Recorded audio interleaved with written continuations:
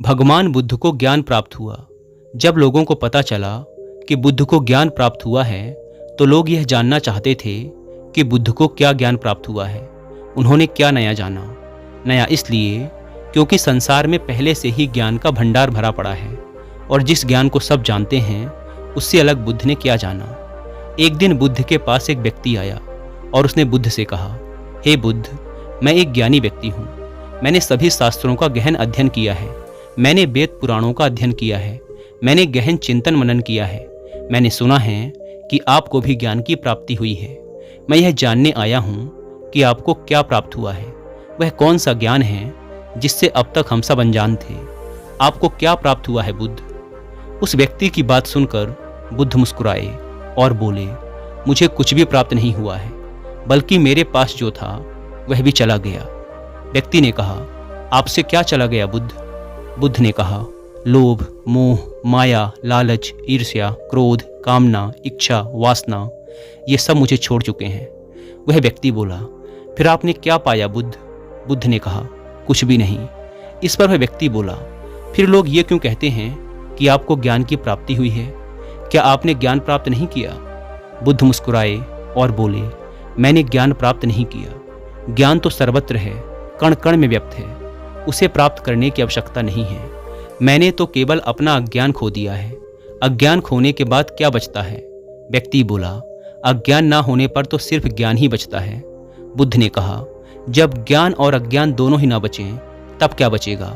वह व्यक्ति बुद्ध के चरणों में गिर पड़ा और बोला, हे बुद्ध, इस स्थिति के बारे में तो मैंने कभी विचार ही नहीं किया। बुद्ध कहते हैं, मेरे पास जो कुछ भी था मैंने सब खो दिया। सब छूट जाने के बाद मुझे पता चला कि जिन चीज़ों से मैं प्रेम कर रहा था, जिन चीज़ों को मैं पाना चाहता था, वह सत्य ही नहीं थी। फिर वह सत्य क्या था जिसे बुद्ध ने प्राप्त किया? बुद्ध कहते हैं कि मैंने सब कुछ खो दिया, तब मुझे ज्ञान दिखाई पड़ा। लेकिन इसके विपरीत हम सब कुछ पाना चाहते हैं। बुद्ध खोने की बात करते हैं और हम पाने की बात करते हैं। हम ध्यान करते हैं ज्ञान प्राप्ति के लिए, लेकिन क्या हम स्वयं को अज्ञानी मानने के लिए तैयार हैं?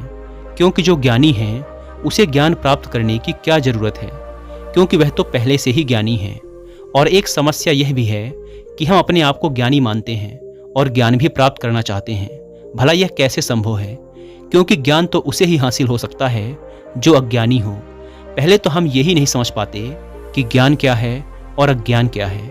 ध्यान से समझने का प्रयास करोगे तो पाओगे कि जिसे हम ज्ञान समझ रहे हैं वह अज्ञान ही है। हमारा ज्ञान ही हमारा अज्ञान है। उदाहरण के लिए, हमारा ज्ञान कहता है कि हम श्वास लेते हैं और जीवित रहते हैं, लेकिन अगर ध्यान से देखोगे और विचार करोगे तो पता चलेगा कि हम कभी श्वास नहीं लेते। श्वास स्वतः ही चलती है, क्योंकि अगर हम श्वास ले सकते और बंद कर सकते तब हम कभी भी श्वास को बंद कर सकते थे और शुरू कर सकते थे। फिर कोई भी व्यक्ति मुर्दा ना होता। अगर मुर्दा होता तो मुर्दे भी सांस ले रहे होते। तब यह हमारा ज्ञान ही है जो कहता है कि हम सांस लेते हैं। धरती पर जब से मनुष्य आया है तब से अब तक मनुष्य एक ही प्रकार से चल रहा है। क्या आपने गौर किया? व्यक्ति गरीब हो या अमीर, सब में एक ही जैसी भावनाएं हैं। सब क्रोध भी करते हैं, सब प्रेम भी करते हैं, सब स्वार्थी हैं, सब लालची हैं, सब एक दूसरे से आगे भी निकलना चाहते हैं। इतिहास में बहुत बड़े बड़े राजा और सम्राट हुए जिन्होंने अपनी इज्जत बनाने और बचाने के लिए बहुत कुछ नष्ट किया, बर्बाद किया। लेकिन आज वो राजा और सम्राट नहीं हैं, उनकी जगह हम हैं। जो एक राजा या सम्राट करता है वही एक गरीब व्यक्ति भी करता है। वह भी अपनी इज्जत बचाने के लिए कुछ भी कर सकता है, किसी भी हद तक जा सकता है, कितना भी गिर सकता है, किसी की भी हत्या कर सकता है, किसी को भी बर्बाद कर सकता है और खुद के प्राण भी ले सकता है। और अंत में चाहे कोई सम्राट हो या कोई गरीब व्यक्ति हो, दोनों एक ही स्थिति में प्राण त्यागते हैं। एक सम्राट हो सकता है कि युद्ध के मैदान में अपने प्राण त्यागे, और एक गरीब व्यक्ति हो सकता है कि अपनी झोपड़ी के बाहर खुले मैदान में प्राण त्यागे। लेकिन प्राण निकलने में पीड़ा तो एक जैसी ही होती है। हजारों सालों से सब कुछ एक जैसा ही घटित हो रहा है, उसमें कोई बदलाव नहीं हुआ है, सिर्फ चेहरे बदल रहे हैं। फिर भी हम इतने ज्ञानी व्यक्ति हैं कि उन सब से हम कुछ भी नहीं सीखते। हम भी वही गलतियां दोहराते हैं जो पहले ही हो चुकी हैं, और उसका परिणाम भी हम जानते हैं, फिर भी उन्हीं गलतियों को बार बार करते रहते हैं। इसीलिए बुद्ध कहते हैं हम अज्ञानी हैं, क्योंकि जिससे हम अपना ज्ञान समझ रहे हैं वही ज्ञान हमें सत्यता से दूर रखता है।